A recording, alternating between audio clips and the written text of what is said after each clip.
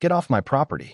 Melissa Stevens screamed this at me while I sat there, peacefully fishing off my own dock. My dock, mind you. The one I'd maintained since back before she ever learned the word HOA. Her face was red as a stop sign, jabbing her finger at the state police cruiser she'd called out here to have me arrested. You want irony? Here it was, this HOA president, standing on my lawn like she owned the place, trying to have me thrown off land I'd paid taxes on for decades. My fishing rod shook, not from fear, but from the sheer nerve of it all. What she didn't know? Today would become the most humiliating day of her little kingdom. And folks, you'll want to stick around for this revenge story. So I set my coffee mug down, stepped out onto the porch, and watched Officer Brad Thompson and his partner, Sergeant Mike Morgan, make their way out of the patrol car. Thompson wore that look, like he was trying to figure out why he'd been sent out here at all. Melissa, meanwhile, was just vibrating with energy, clutching her manila folder like it was some sort of holy relic. Good afternoon, officers, I said, calm as you please. Beautiful day for a drive, isn't it? Thompson flicked his eyes at me, maybe recognized me from somewhere, but kept it professional. Morgan hung back, just taking in the lay of the land. Melissa jumped right in, loud enough for the birds to scatter. This is him, officers. The man I told you about. He's been trespassing on community property, fishing where it's clearly restricted by the Pine Valley Homeowners Association. I have photos, timestamps, witness statements. She flips open her folder, everything color-coded and tabbed. I had to give it to her. She was thorough, just, dead wrong. Thompson takes her evidence and gives it a look, like a guy who's been through 50 property disputes this year. Morgan's wandering around, eyes on the property lines.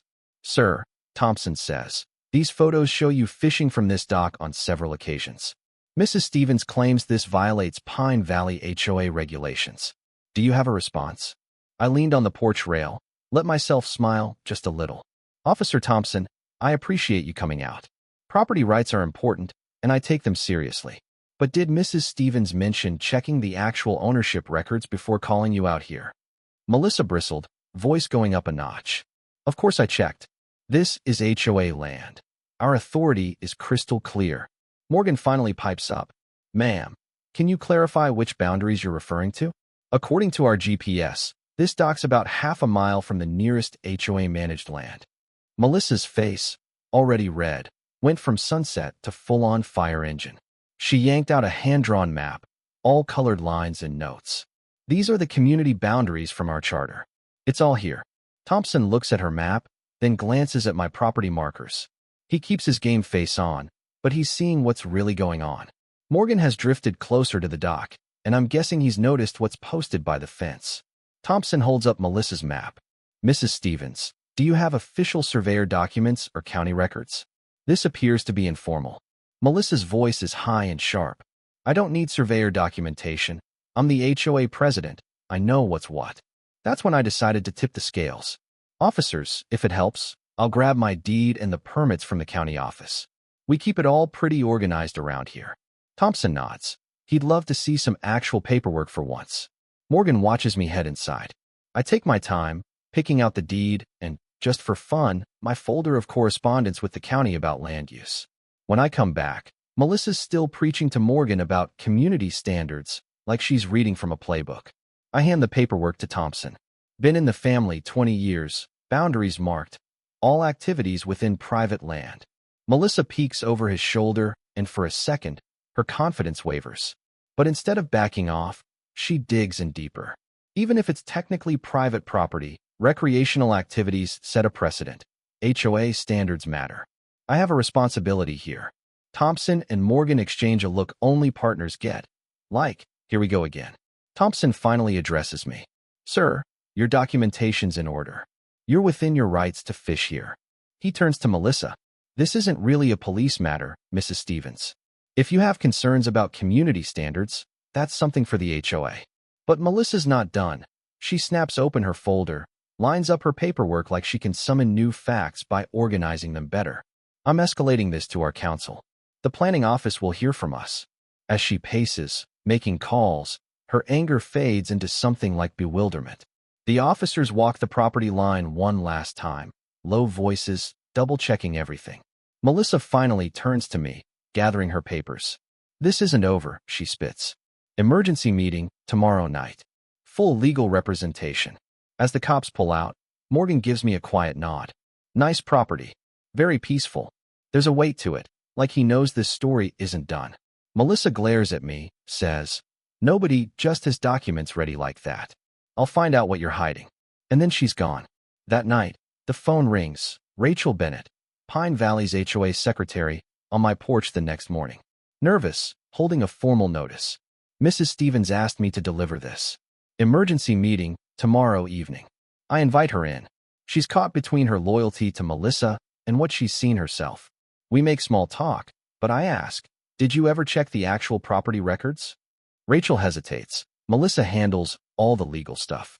I do minutes and paperwork. Melissa's confident about boundaries. While we talk, my neighbor Bob Anderson rolls up. He's been around since before there was a Pine Valley HOA. "Morning, David. Need any help prepping for the circus tomorrow?" Rachel introduces herself, but Bob just grins, old-timer style. "I've seen plenty of these boundaries come and go. David's a good neighbor, respects property lines. Some folks don't know the land as well as they think." Rachel looks uncomfortable. She knows which side of the fence Bob is on. Bob and I chat after she leaves. He says, "You know, Melissa's been pushing people around for years, but she's overdue for a lesson. Property rights matter. Let's see how she handles the truth." I spend the rest of the day organizing papers and calling Daniel Parker, my attorney, who promises to attend tomorrow. The meeting that night is packed. Melissa's built herself a little tribunal with nameplates, a gavel, and a stack of files. Her allies, Edward Harrison and a few others, are out front. She starts the meeting with a speech about community integrity and standards. But Patricia Johnson interrupts. "Didn't the police say this is private property? Can we actually do anything here?" Edward tries to bulldoze her with rhetoric, but Patricia doesn't budge. Melissa doubles down, but now the crowd's getting restless. I stand up, wave my folder. "Maybe we should look at the actual records before we start making decisions." Daniel opens his briefcase. Deeds, surveys, county letters. The room goes quiet. Jennifer Taylor from the back. "I'd rather decide based on facts, not feelings." Mark Davis nods. "Mrs. Stevens, have you checked county records?" The tide's turning. Rachel pipes up. "Shouldn't we check the facts before acting?" Melissa shoots her a look, but she's boxed in. I suggest a formal review with county officials. Now everyone's seeing how shaky Melissa's case is. Daniel chimes in, polite but firm. "Property law is not an HOA matter. Counties decide boundaries." The meeting fizzles out without resolution, but everyone can see Melissa's lost her grip. A couple days later, Daniel and I show up at the county office. Susan Walsh, the clerk, pulls out the county map, complete with survey coordinates and ownership lines. There's no ambiguity. My land's well outside HOA boundaries. Melissa's legal rep, James Morrison, tries to pivot. "What about use permits?" But Susan shuts that down too. All permits are in order, and HOA authority stops at their own boundary. Then Susan, almost offhand, says, "There are some interesting lease agreements on file involving your land." Melissa perks up, maybe thinking she's got me. But Susan reveals it's a lease to the state police for a regional outpost. Official, legal, and renewed every year. Melissa's face drains of color. Her own complaint had targeted a police facility. Her HOA had been harassing law enforcement. Melissa, though, won't let go. The next morning, a letter from Morrison threatens me with a lawsuit for unauthorized commercial activity. Daniel laughs. "They're threatening to sue you for leasing to the police." Word spreads through Pine Valley like wildfire. The community starts picking sides. Rachel calls me, anxious. Patricia and Thomas Wilson are asking real questions now. About liability, about whether Melissa's actions could bankrupt the HOA. Officer Thompson shows up off-duty. The department's aware. If legal action interferes with our facility, it becomes our problem. Rachel calls again, whispering. Melissa's filing tomorrow morning. She thinks legal action will force a settlement. But this isn't about standards anymore. It's about the HOA challenging law enforcement. I warn her, if Melissa goes through with this, she's risking a lot more than her reputation. Friday night, the community center is packed. Melissa sits up front, folder thick with legal docs, looking like she's about to win the Super Bowl. She announces, "We have filed a lawsuit. unauthorized commercial activities, violation of standards, interference with HOA authority. Her supporters clap. I stand up, folder in hand. Since you've raised commercial activity, let's clarify. My property has been leased to the state police for 3 years, fully documented and permitted. The officers you called to remove me? They work out of that outbuilding by the tree line. The crowd goes silent. Daniel passes documents to Susan Walsh, who confirms them on the spot. County stamps, signatures, everything. Patricia stands up. Mrs. Stevens, you've sued a state police facility? After calling them here yourself? Melissa stammers. Anyone can create documents. Susan just reads the record numbers, official, filed, and logged. The room goes quiet as a courtroom after a verdict. Thomas Wilson, Mrs. Stevens, we need to withdraw this action. The association's at risk. Even her lawyer is pale, whispering about options. Melissa tries to bluster. Community standards still matter. But it's over. The crowd has seen the emperor's got no clothes. Daniel announces, my client won't pursue counterclaims if real reforms happen. Transparent board approval for legal actions. Public financial reporting. A community liaison, someone trustworthy. Everyone looks to Rachel, who nods, a bit stunned. Melissa offers to step down if the community thinks it best. There's no argument. Her time's up. Patricia Johnson is elected interim president. Rachel takes on the new liaison role.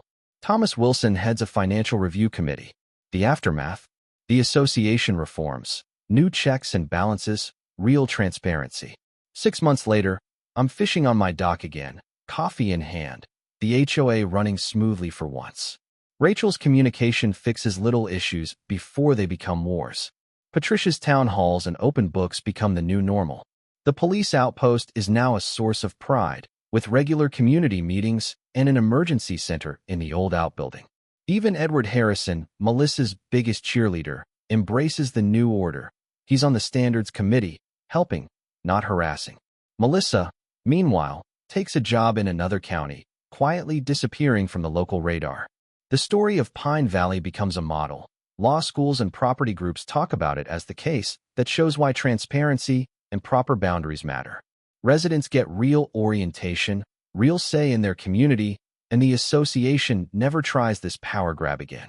All because one person tried to use authority without facts, and the truth, with a little paperwork, a lot of patience, and maybe just the right amount of neighborly stubbornness, won the day. So here's my question. What do you think really keeps a community strong? Authority or accountability? Ever dealt with a power-hungry HOA? Drop your story below. Let's see who's got the wildest tale. And hey, if you believe in real justice, don't just watch, join in the conversation.